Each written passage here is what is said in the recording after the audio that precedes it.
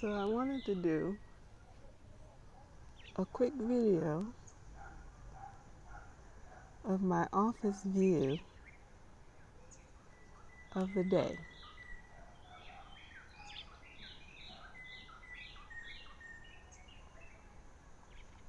See, it's probably about 4:30 p.m. here in Kigali, Rwanda. And I tell you, I've had some beautiful views.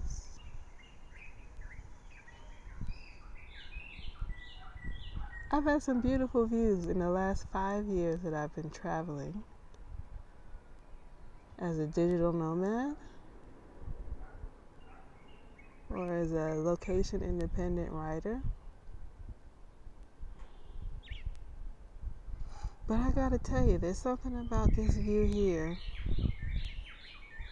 that I think I absolutely love the most. Perhaps it's the space,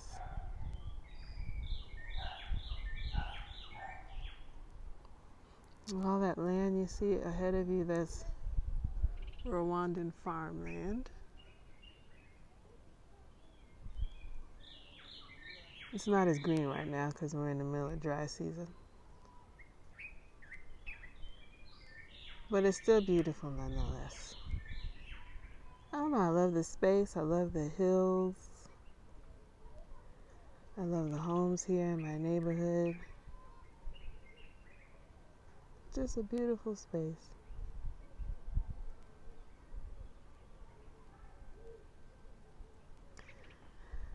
So, I mean, I've worked from beaches, I've worked from riversides, I've also worked in mountains. Excuse me, I've worked in mountains.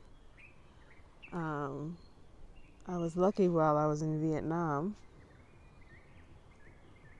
that Vietnam had, or at least the area of Vietnam that I was in, it had mountains, it had beaches, and rivers, and I had a chance to live near all three of those. Vietnam was also a beautiful country.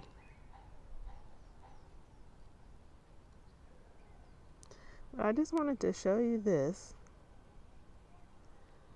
just in case you needed a bit of inspiration to sort of pull your life together so that you can get beautiful views of your own. I used to dream about views like this when I lived in the States and had to work from cubicles. And you know how you get those work offices where you get these cubicles. They're not even cubicles, but you know, you get these big wide office spaces, and they make like these fake office spaces, cubicles, with these, I don't know, what do you call them? There's things that separate people's office from one another, but you can still hear everything. Like, it was just the dumbest thing. And one of the jobs that I had was so terrible that I didn't even have a cubicle. I was like in between the cubicle. I was in a desk in between the cubicles in the hallway where you can hear everything. Which I felt was the most disrespectful thing ever. But I tell you, that was the last friggin' job I ever had. The last full-time job. I got out of that. I was a consultant on an editing project for a year.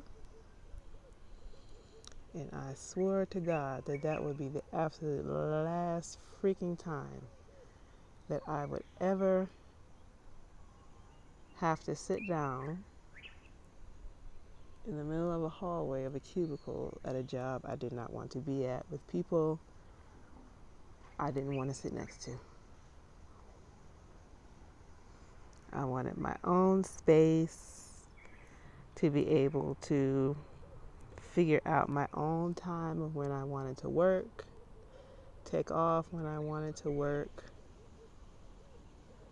They only gave me 30 minutes of lunchtime as well. A whole 30 minutes of lunchtime. And the way I was operating at the time, I wanted to not only eat, I was usually making some sort of like a salad. And then I wanted to go and walk. But, how much of that can you do within 30 minutes of a lunchtime, really? Really not much. Couldn't do much with that.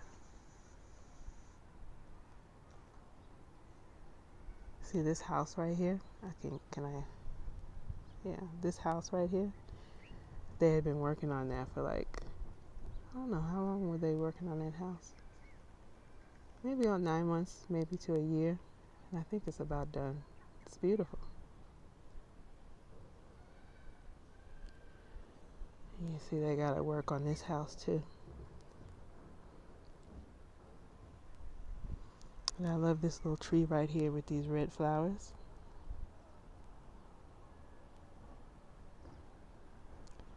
Gorgeous. So let me move back some because I am close to the edge. I get very nervous sitting on the edge of things. So I'm just going to sit myself down. So yeah, I put myself a little desk out here on some days. And on nice days like today, I can sit outside and enjoy this view. And I don't know if you can hear the sound of the birds through this microphone. But it's gorgeous. So much more calming than the sound of phones ringing and sitting next to people with all of their anxieties and listening to other people's problems. And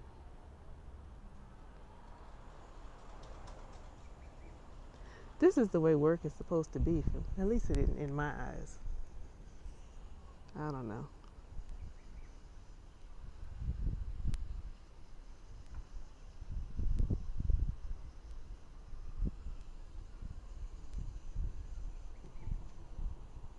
But I love this view.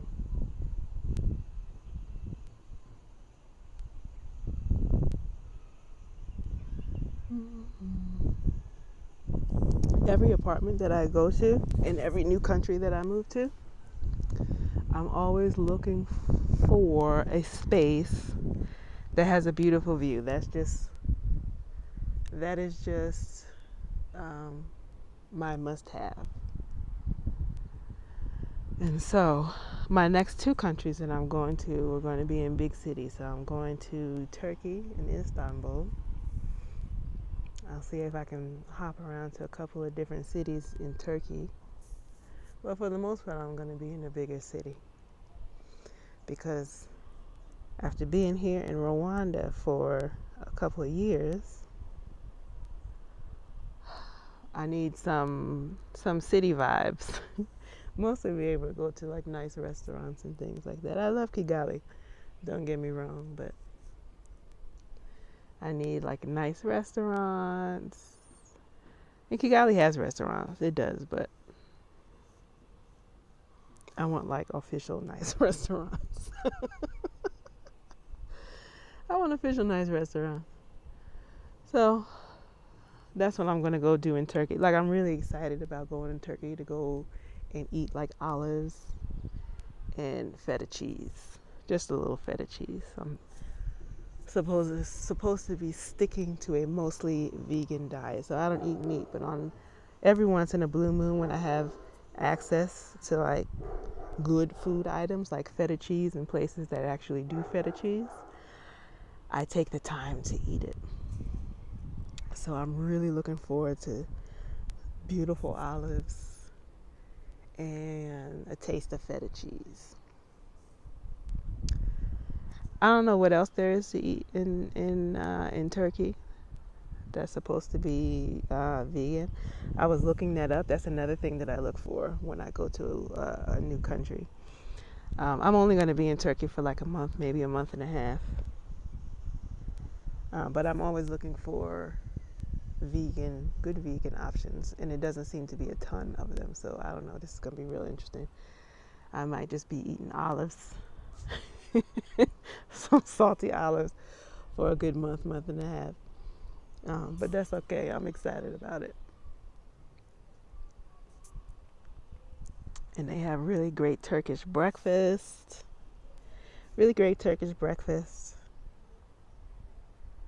Again, I'm trying to see if they can get me, if I can go somewhere to get me a vegan version of it. I did find somebody had a video about a vegan Turkish breakfast at one particular restaurant, but that was a year ago.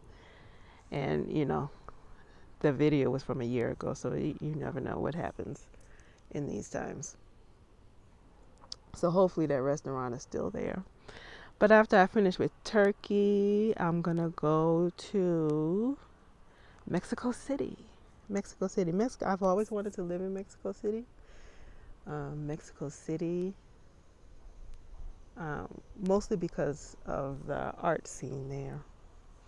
And since I've been teaching myself, since I have more time on my hands, I've gone and learned, taught myself how to paint and draw. And they do a lot of really beautiful murals, so I'm hoping that maybe I will get to study murals. Look at this big bird over here.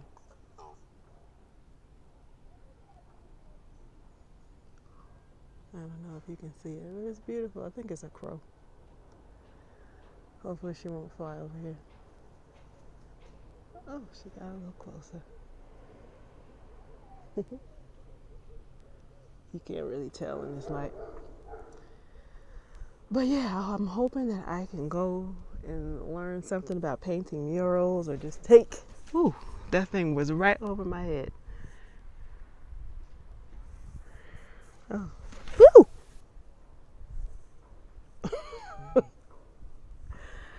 Oh, goodness, these birds are scary out here sometimes.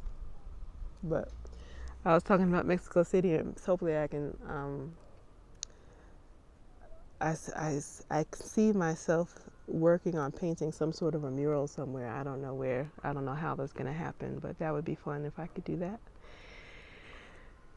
And also participate in a couple of art classes. And then I've been looking up places to be able to do like art residencies for like they have them where you can do them for like a week or two. And so I thought that would be fun to be able to take like a week or two off and just simply work on practicing my artwork. Something that I'd always wanted to do. Art and writing residencies. That's just some of the things that you can do when you live a location independent life, or you choose to make your money in a way that works for you, so you're not constantly on some sort of hustle and bustle and you only get 2 days off a week, maybe, depending on what company you're working for, where you get to work on other activities, other interests, or hell, simply just do nothing if you don't want to do nothing. Catch up on some rest. So a lot of us have been working too hard for years.